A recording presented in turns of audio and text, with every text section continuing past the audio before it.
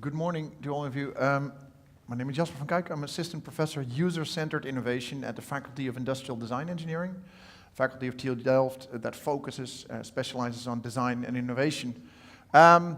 Shortly introduced, this was my PhD research. I looked at how companies deal with usability during product development of electronic consumer products.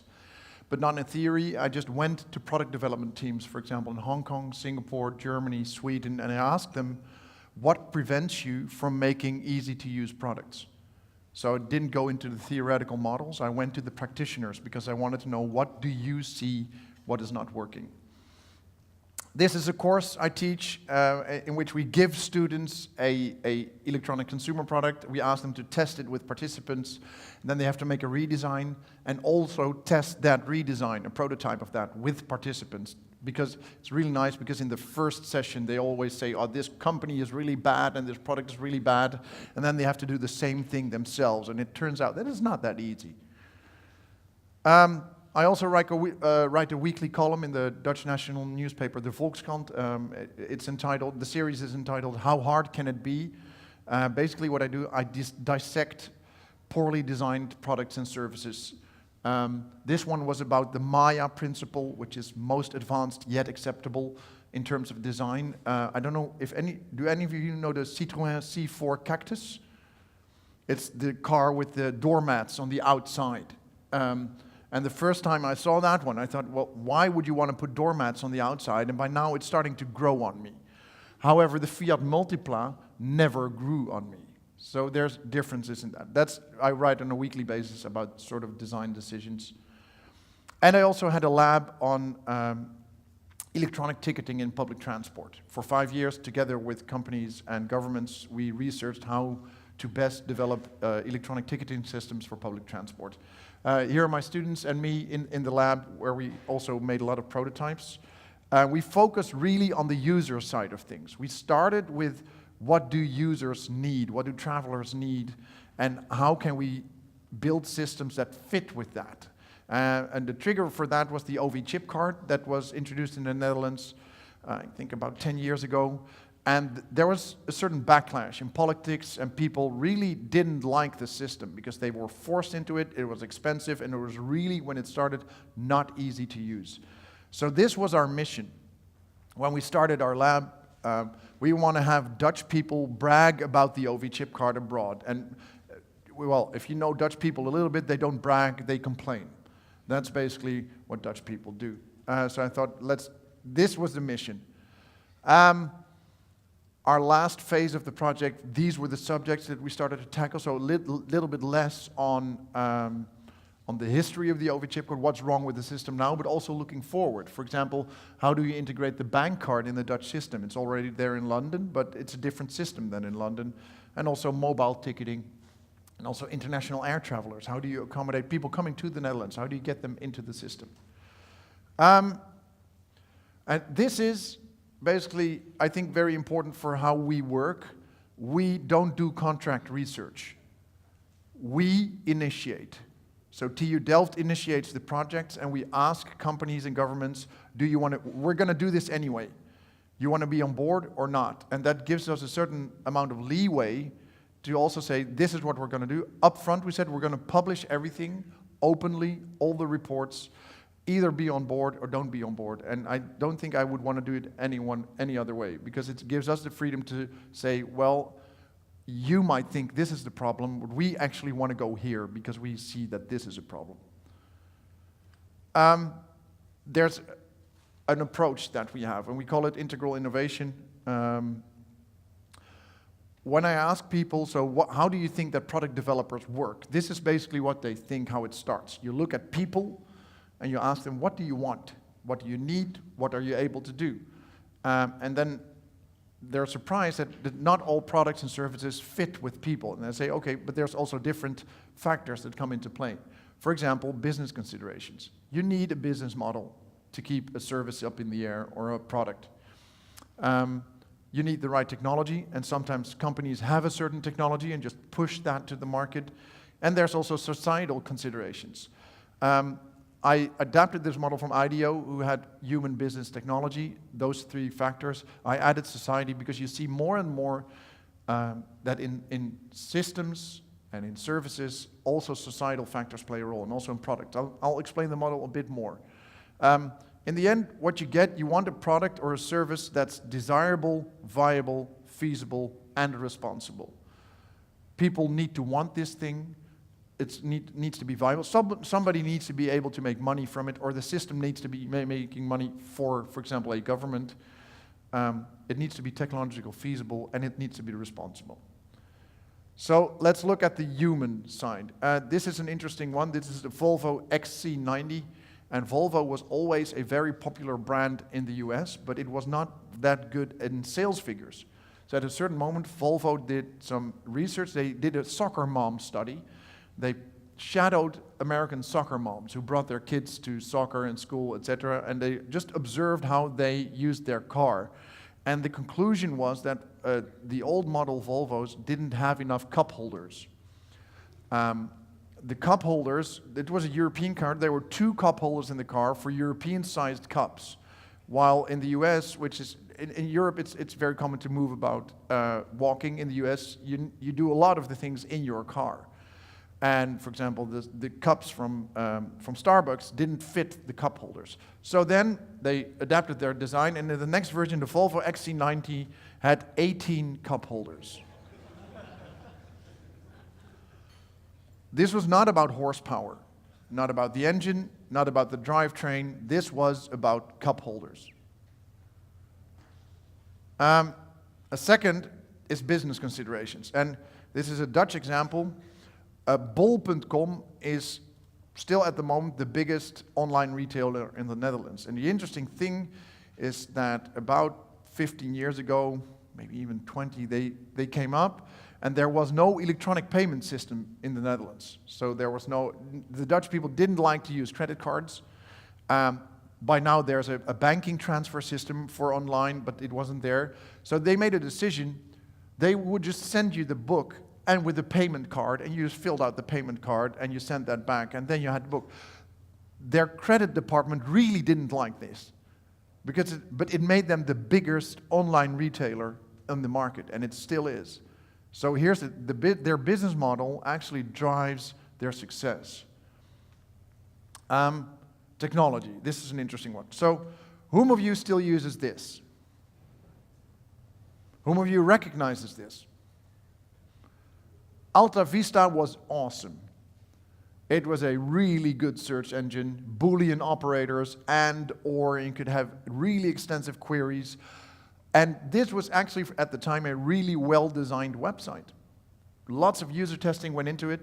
The only thing is that when Google came, they beat Alta Vista purely on an underlying technology. Their algorithm allowed you to pose human questions to a machine instead of Boolean operators. So their underlying algorithm makes the system much more easy to use. So ease of use or success is not always about being a better interface or doing what people, it's also about underlying technology leaps. And then finally, society. So you see, the interesting thing is that what you saw with the XC90, that people really wanted more cup holders. So this circle needed to be a little bigger. But society also has certain demands on products and services. For example, you see now that solar panels, the demand is rising. That's a societal drive, turns into a personal drive because people get subsidized for that and feel the urgency. But in other cases, for example with smoking, this circle becomes much smaller. In the Netherlands, smoking is really not acceptable anymore. They're going to ban it outside of even like they're banning it now on schoolyards, outside of schools. It was banned in restaurants. 10 years ago, you could smoke in trains. Right now, that's pretty insane if you think about that. Sometimes you still have tourists coming to Amsterdam who smoke weed on the train from Amsterdam, and we have to explain to them this is really not the idea. This is a really good product. It addresses a human need. There's a fantastic business model. You know, And so we have the technology to put nicotine into people's bloodstreams in no time. However, it's no longer acceptable. So that means that this product cannot be successful in the long run. Because this is the sweet spot. This is where your product or service or system needs to be successful. If you miss one of the circles, in the long run, it's not going to be a sustainable thing. I'm going to show you a movie. It's in Dutch, and it's pretty hard to put the subtitles on it. So I'm going to show you a little bit of it, and then I'll explain why I think that's a really good example. De onderzoekers plaatsten dit apparaat bij alle huisjes op het eiland. Een geurval. En daar zit geen gif in, maar vooral mensenzweet. We hebben hier een Afrikaans huis nagebouwd, waar muggen normaal gesproken 's avonds hier naar binnen vliegen. We hebben een val naast dit huis geplaatst. Dit is de zoenaval. En hier komt een geurstof uit die net zo ruikt als wij mensen. En een mug die denkt dus, als hij in de buurt van het huis komt, ik moet die val in, want dan kom ik bij een mens terecht. En daarmee vangen wij dus elke dag een deel van die muggenpopulatie weg. So this is the fantastic archetype of the university professor. What they did, they developed a scent, scent that attracts mosquitoes who carry malaria. And that scent they put into this trap, and that trap they hang outside of houses. So far nothing new for researchers. What they did, they added a battery to it and a solar panel, because this trap needs to be powered. But on the island where they tested it, there was no electricity grid. And people don't want to spend money to prevent them from maybe not having malaria. That's really weird, but that's sort of a consideration for the society as a whole, much less for individual people. But because there was a solar panel, these people could lit their homes with a light bulb and could charge their phones. And suddenly the investment of 50 euros into this trap became a very worthwhile investment. And on the side, you could also prevent malaria. So the mosquito population dropped by 50% on this island. And this is there doesn't need to be a government subsidy program. So they had all their areas. Individual needs, like the direct individual needs, charging your phone, having light in your home, also not having malaria, preventing the whole society from getting ill. There's a business model. So a business model is also preventing subsidies, or this is how they finance the thing, and they had the technology, which is usually medical research just focuses on this. Have the most effective technology to prevent people from getting ill. I want to share our process that we followed with the projects that we did in our lab and show you how we went about. And I think this quote from Bill Buxton really sums it up for what we do. Product development, innovation is about making the right product and then making the product right. So first you have to figure out what do we have to make, and the second phase is how do we have to make that so that it completes the goals that we set for it. This is the first part of the process that basically in all our sub-projects that we followed, we did exploration. So we talked to stakeholders from companies, from governments, did some observations in railway stations, etc. So there we started to determine our approach and what's our freedom of movement in terms of tech and business. What are the concerns from stakeholders? And then in the second phase, we did field research at home. For example, observe people in trains, buses, stops, etc., everywhere where it needed to be. And then we chose similar systems abroad. For our first research, when we did this for the OV chip card, 3 students, they traveled all across the Netherlands, took ferry boats, really the small corners of the Netherlands. Well, the Netherlands is not very big, but they covered all square kilometers of it. And then they went to Hong Kong and London, where people always said, oh, why didn't we copy the system from Hong Kong? Interestingly, we did.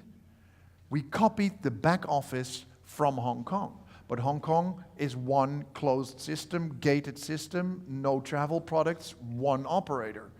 Here, we have 12 operators, 300 travel products, and 12 governments that operate it. So, and then out of that comes a design brief. of that comparison of the two. So we set the scope, what are the problems that we're going to tackle, how big can they be, and also how far ahead, like 5 years, 10 years, etc. And out of that also come design guidelines and criteria for what will you design in the next phase. And then comes the design phase. First, the conceptualization phase, so we don't pick one design straight away. We explore, we diverge, all kinds of different solutions, we explore them. Oh, they did this in Hong Kong, they did it there, can we come up with other solutions? And then we pick one, we do a comparison. Sometimes we make prototypes of them so that users can actually experience what would it be like to use this system and what would you prefer. And we also talk to stakeholders. Because if you pick one concept and in the end one stakeholder says, oh yeah, but this business model, not sustainable, you're gone. So all your work is for nothing. And then we pick one and we create and refine the service design and then evaluate it with users. And then you sort of have a basic design that you could do further development upon. And I want to show you how we did this with mobile ticketing. And mobile ticketing is something that everyone says, yeah, everyone wants this. Everything is going to move to the mobile phone. It's logical. Banking moves to the mobile phone. You do everything on your mobile. Some people leave their house without their wallet, but never without your phone. That's basically it. So it's a logical thing to move towards. And so here's what you see. This is what we currently have in the Netherlands. So you have the OV chip card and you have paper tickets. And in the near future, there will probably be also bank card integration as there is in London. If you're going to move that to the mobile phone, you have sort of solutions. You could have that every operator in the Netherlands would have their own app. That would mean if you move to a different geographical region or if you travel to work through 3 regions, you would need 3 apps. And you would never pay for one journey in one app. That's basically the nightmare scenario, which is not completely unlikely. Then you have a virtual OV chip card. So we tested this. There was a pilot program and it didn't work. And then there's things like Apple Pay and Android Pay, which are implemented in London. So we selected basically 3 systems that look like these. These are the primary ways that you can work. So we looked, okay, in Oslo, they sort of have a ticket machine on your mobile phone. Let's go there and see. It's called Router. And 50% of the tickets is sold via this app. That's pretty awesome. Then London has a virtual bank card. And Seoul. Seoul, since 2010, has mobile ticketing. 2010. When we discovered it, we were like, what? And that's actually the system that they piloted also in the Netherlands. And 35% of the phones in Seoul is equipped to do mobile ticketing. So it has Samsung, or it has Android or Samsung Pay and a certain SIM card that you need to do these transactions. So basically the student that did his research, his name is Chen Kao-cheng, and he did really awesome work on this. He just traveled there, and what he did, he strapped a GoPro camera on his chest, interviewed people, tried out the services themselves, and you get movies like this. He basically looked at how do we purchase tickets, and for example, these are normal tickets, and you can add, here's what he did with the normal ticket machine. But for example, as a foreigner, you can't use Router because it doesn't accept foreign credit cards. That's a tricky thing, because you have this awesome app, but you want people coming to Norway to be able to use this. And here's actually him enabling this. So he bought a local preloaded credit card, and this is basically how you do ticketing there. In 2 clicks, but make no mistake, they did sort of 1,500 tests with participants. Every time they did a new thing, they did a test with participants. So we learned a lot from this one. This is also interesting. So if you have a mobile phone for a ticket, then people will say, yeah, but what if my battery is empty? So the people who check the tickets have a power bank with them. So if you say, oh, but my phone is empty, they say, oh, no problem, we have a power bank for you. I think those are really nice things, a really simple solution to something that everyone says. So and then he went to London, and something interesting happened. He was there for 3 days, and I got an app message from him saying, I can't find anyone using this. They're not using the phone to check it. They're using bank cards. They're using the Oyster card, And I said, well, try different locations. He went to a different station, and he started finding people, but still not really a lot of, and all the while we had this idea, mobile ticketing is awesome. This is where it's heading. And there was a city where you could actually check in with your phone, because in Oslo you couldn't check in with your phone. They opened all the gates in Oslo. They don't have a gated system anymore. They just opened the gates and let you check in. So you don't make a radio contact between your phone. So then he was in London, and he started observing things where he sort of figured out why this might be the case. Look at this. This is a speed comparison between using Apple Pay and an Oyster card.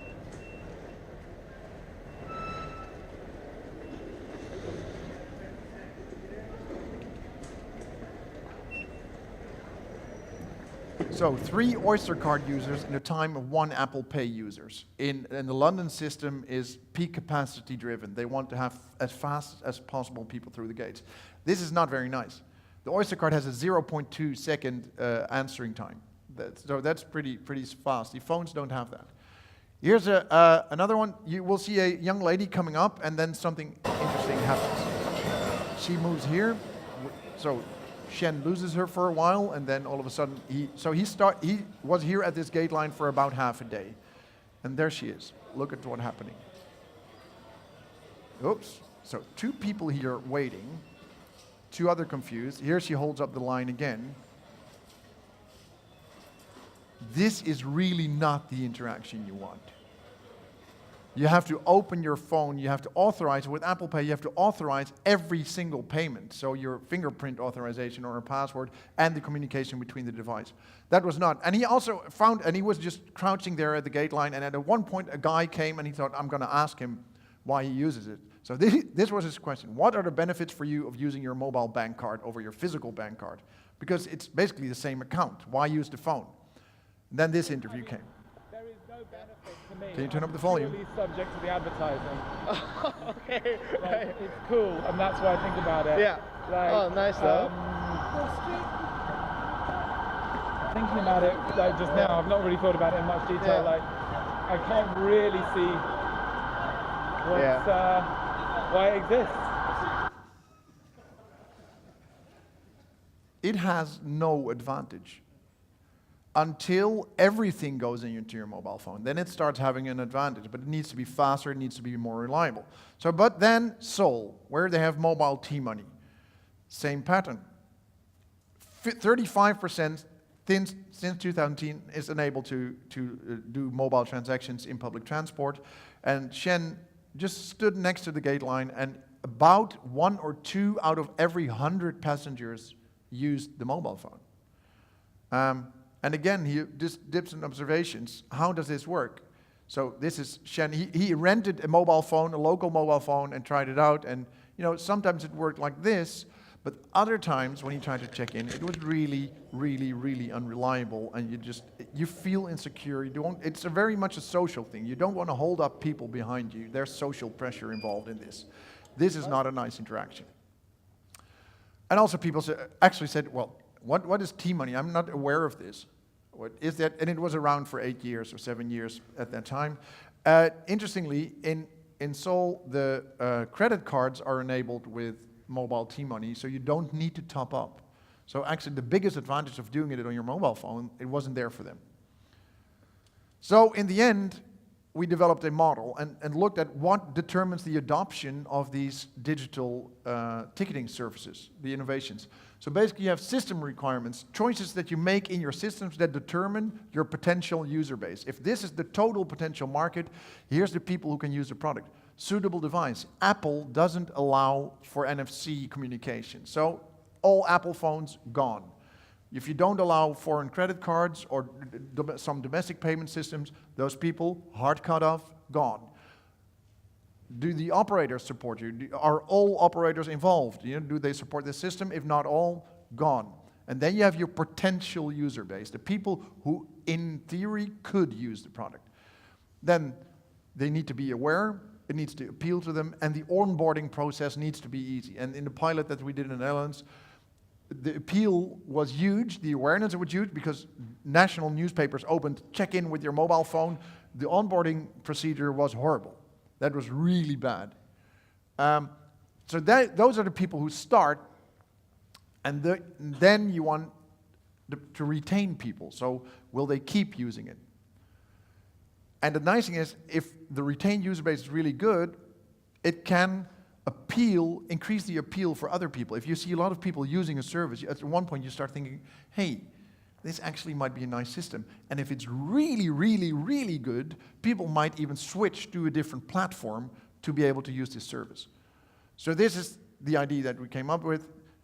This is design. So what you see is actually this was totally determining what do we need to design. In the end, what Shen decided that he shouldn't design checking in with your mobile, but getting information on your mobile and services on your mobile while you could still check in with your card or your mobile phone. So a lot of people said, I'm fine with checking in with a card, but I just want to be able to add subscriptions or do missed checkouts, etc. So the thing is, everyone thought mobile ticketing was about checking in with your mobile. It's not. It's about having mobile ticketing services on your mobile phone, potentially with a bank card or with an OV chip card or with the phone itself if it's capable of doing this.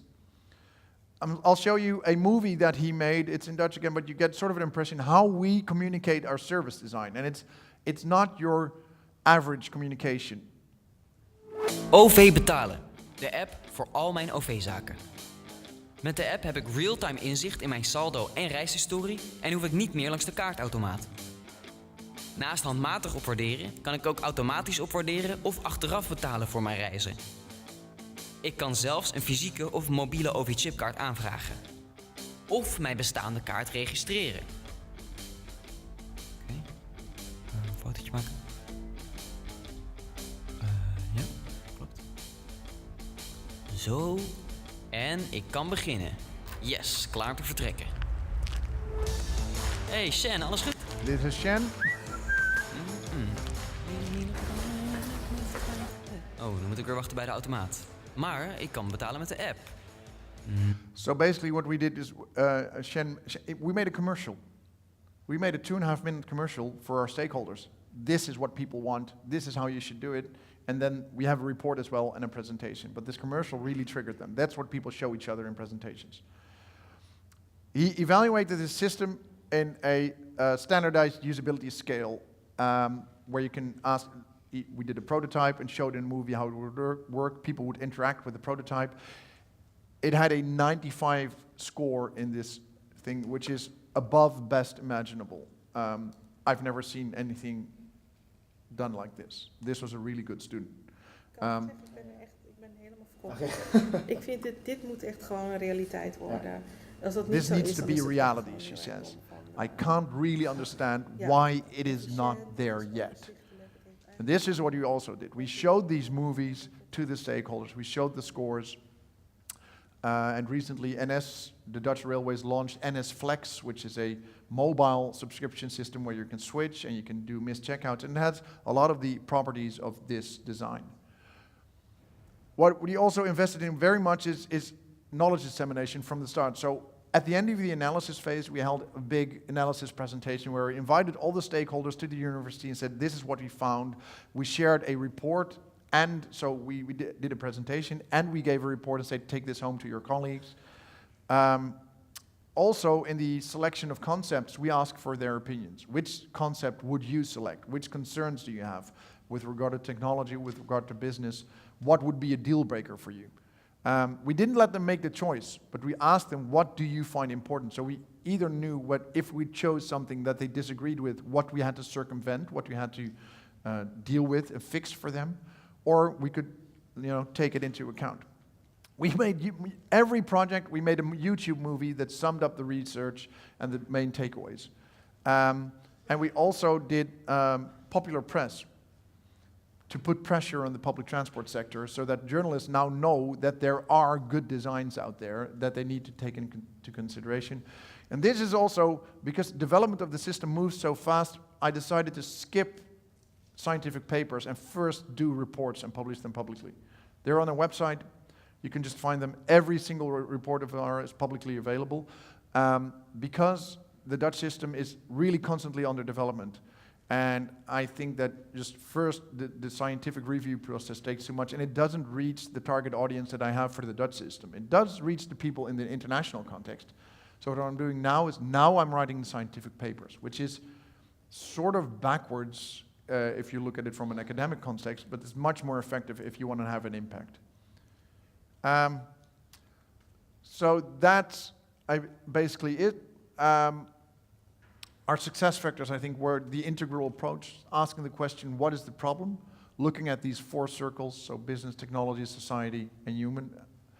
Exploring what the problem is before solving it, because anyone can solve a problem. I think a really important question is, are you solving the right problem? Involvement and communication to stakeholders and practitioners, and university as an initiator and not a contractor. So this is it for me. If you want to see more, this is our website where you can see all the movies, all the reports, and where we also explain our approach. Thank you very much.